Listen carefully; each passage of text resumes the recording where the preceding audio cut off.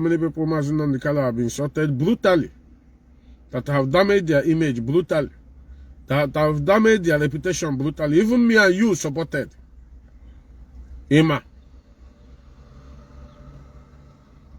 But when we come here to tell you that Onyendu is not doing it well and keep us on, it become a problem. It become here in Agwagi that Nnamdi Kanu is not getting it right. It's not getting it right. What did the woman, the wife now did that will warrant the family of Nnamdi Kanu to be attacking that woman now, to be sending some secret messages, threatening messages to that woman. Those people that is sending those threatening messages to the woman, who gave them the number of that woman? That's number one question. Who gave them the information?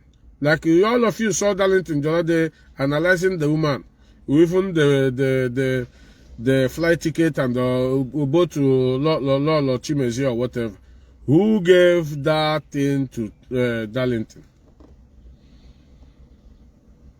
Or him challenge today. All those information, who gave it to Darlington? So now once Nnamdi Kanu can be able to call somebody like Darlington, do you think that Darlington can respect any other person in the struggle? Once Nnamdi Kanu have the power to call somebody like a Fulefu, this is half imbecile and Osra. Do you think that that idiot that always been pompous right from childhood can respect anybody again?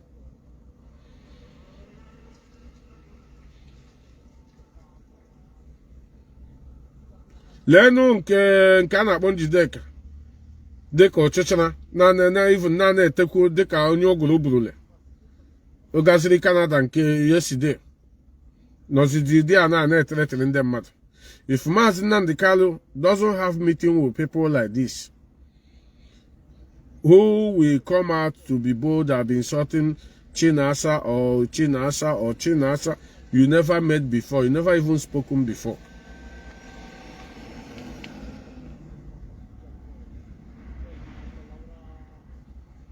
All by na choka ya lotulu na aka kono water by naga. Some of you will come and say, let us come together. It's wonderfully accepted. It's a very good advice that a brother can give a sister can give a brother. But my question today is bringing people together.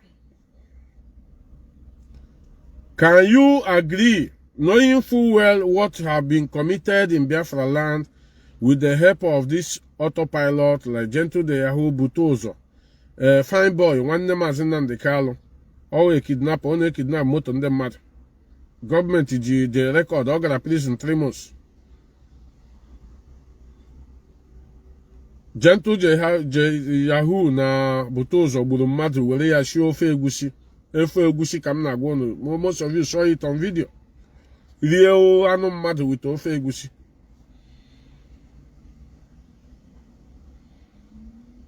So the question now is, he the type of people you want me to come together again with? Because I want to ask all of you. Me? And instead of that, let me dig my grave. I swear to God, I can never in this life do such a thing. Instead of that, I will leave the struggle and even I will dig my grave. I can never participate in this kind of evil. Ndị Igbo na-eri anụ mmadụ ma afọzi iji esi ofe. Ndị Igbo na-egbuchada anụ mmadụ, gị gbuo mmadụ si egbuchere egbucha. I don't know where they brought that kind of evil act n'ala Igbo. After how many years? Imagine na mgbe Igbo wu Igbo. This kind of people ndị a na-aga amapụ n'ajọ ọhịa. This kind of people ndị ahụ na-akpọ osu that time, if any of them survive, because Igbo a na-egbu mmadụ, a na-achụpụ ha achụpụ, a na-amapụ ha n'ajọ ọhịa. Maybe he shi ebe ahụ garazie another village, garazie ebe ahụ gazawa osu.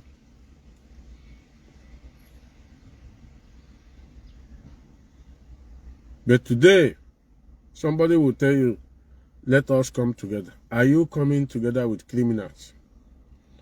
So that tomorrow, you will be affected. Next tomorrow, they will come after all of us, one by one, one after the other, here in Europe.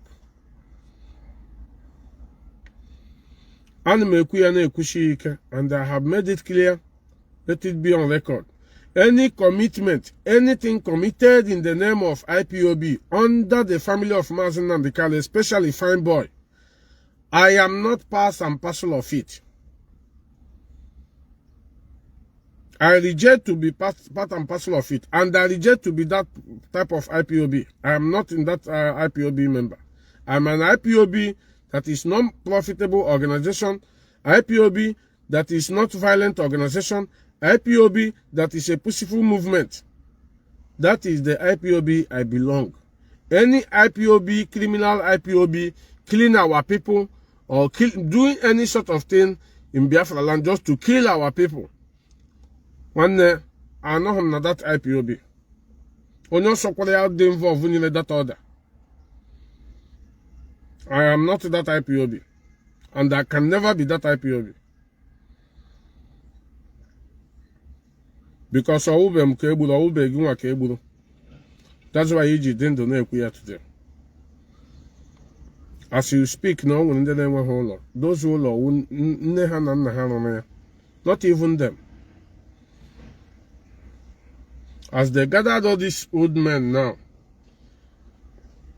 to be washing their brain, telling you about, if you know that you come here for Nnamdi Kanu, raise your hand up. It's normal that everybody must raise his hand up. It's normal. When you come to that type of ideology, it's normal.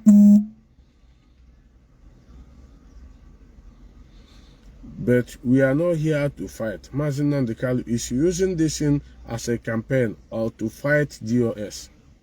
All these things that you see that is happening today on social media under this IPOB, Nnamdi Kanu, Onyendu, how you know it?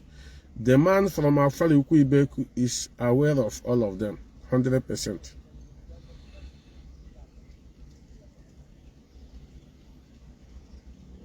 We are under him.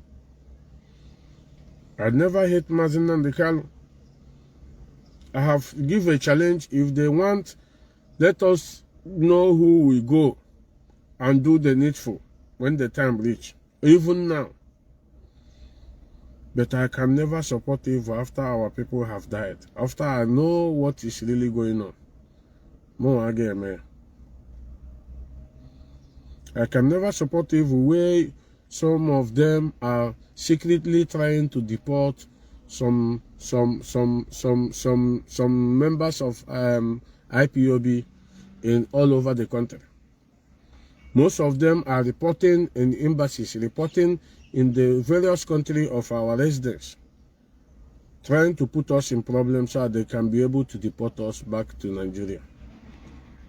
When you go there, you will see the family of Nnamdi Kanu name as the reporters.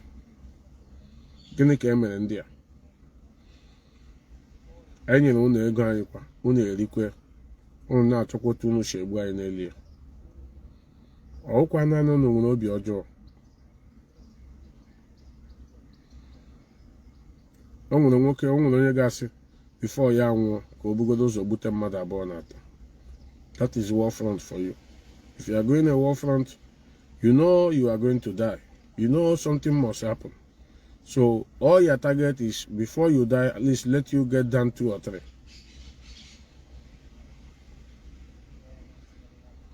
The attitude of Nnamdi Kanu under this leadership and the betrayal and the propaganda is too much and non-acceptable. Most of you are calling, suspend him. Okay, he suspend there. He have suffered for you. He have done this one. Only that advice now. Tomorrow, if they suspend or do something like that to make you or to understand what is going on, is some of you that will come to tomorrow to condemn the leadership, to condemn the DOS. Because the evil that have been committed in Biafra land now as it stands, If we use it, we are going to sanction almost everybody. The evil have been committed. Enough evil. But none of you can understand. Enough people today have been imprisoned, jailed. What military are doing there? How many of them are talking about? Did Kanu talk about it? Did Boy talk about it? Or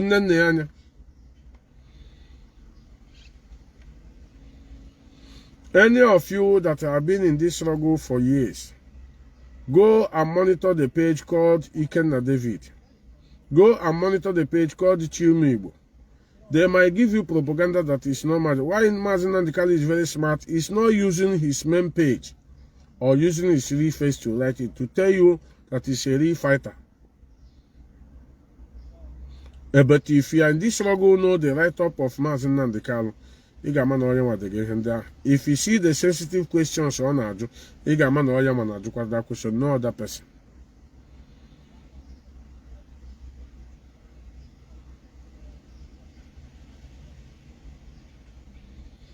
That's why I told all of you, very soon, if you don't take time, he will deny all of you. Even all of you, even Benjamin, that can look into the eye of Mazichina Samuel, give blackmail, which you know how two of you started. You know, blackmail and not a may attack. Since he could attack, he never said a word. But any day he will come and say it the way it is. How many months no may attack? You know, bully me go, would you never be? What any of you about me approach? But any day he will try to do so, he will become the most hated one. It's the same Methuselah you said they should kill.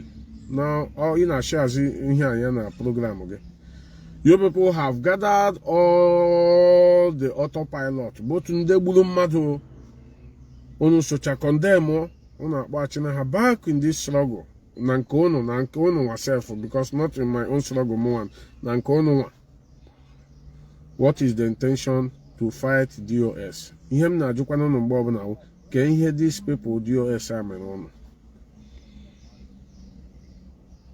You hear amen when us Namazin Nnamdi Kanu si change here German national coordinator Hasimba. Onye na the guy enwe ihe ka ọwụ na Maazị Nnamdi Kanu si Maazị Chinasa Nworu ya gwa ndị ESN na ha buru egbe ha ga-nyecha all the traditional rulers. These boys asị no na na-eme ya eme. Ele dị data order ahụ Maazị Nnamdi Kanu nyere ka ọwụ this nonsense ihe a ha dere Nnaemeka Ejiofor dere agụrụ 11 kancha dị ise ha agụrụ dị ọda dị. Ele ụdị order ahụ e nyere dị appropriate this DOS na-eme.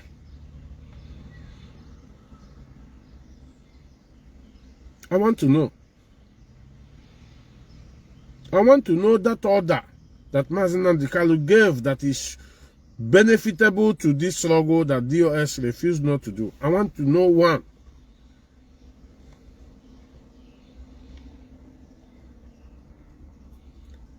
Now they are succeeding, trying to stop people paying monthly dues.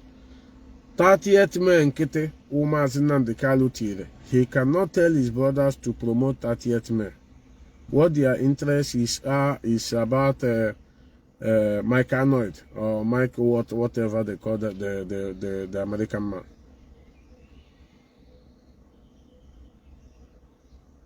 Just anything that will distract the attention of the leadership is what these people knows how to do best. Can you tell me, any of you that are watching me now, that Maazị Nnamdi Kanu doesn't know about the Biafra radio they open? It's up to 1 year or 2 years. In a chegwam norma, akwawani ya galaga meet ya. Nwa ya nwoke galaga meet ya.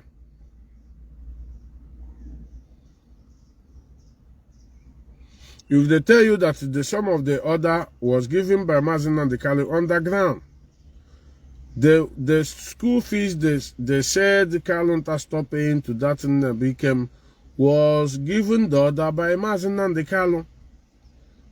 Kalunta have no right to stop the school fees of his senior brother's son. If not, the senior brother will give that order for Kalunta to stop so that he will bring the wife to their own path of evil. They tried it 215. The woman a question with her female. They tried it 217. The woman a buono save for Nnamdi Kanu. Most of you don't know how Nnamdi Kanu appear in Israel. But no propaganda. The time is coming when they are going to address that part. Now, onye na-enwe obi a na-agbasi nwunye ya ụdị wicked a, regardless with nwa, who is Maazị Edoziem, who is Maazị Chinasa, or all the rest. Some of the things you gonna sometimes is because of the eyes that is watching you. You try to respect yourself, put things in order. But Maazị Nnamdi Kanu refuse not to do all these things. You will see him very innocent in face, but in the heart, very dangerous. Maazị Nnamdi Kanu.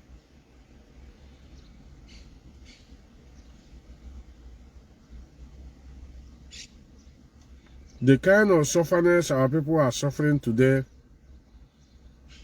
the kind of betrayers, the kind of things these people are doing on the ground, try to blackmail everybody, bringing the evil people that have killed people in Biafra land, encouraging them now, giving them the money which me and you contributed to support them, just to betray these DOS members.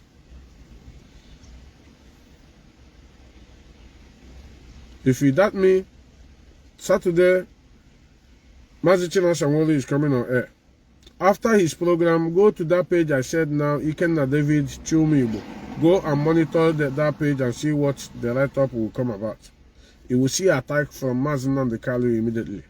If care is not taken, depending on what Maazị Chinasa want to say, if care is not taken, he will send his lawyers to come out and release press release immediately.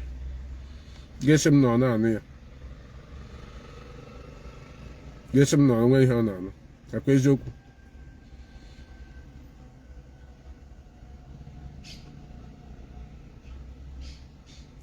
Maazị Nnamdi Kanu ga-ewepụrụ anyị aka enwe n'ofe. All of us are under oath. I'm under oath. Me, I don't know when you took your own, but me, I'm under oath. Our people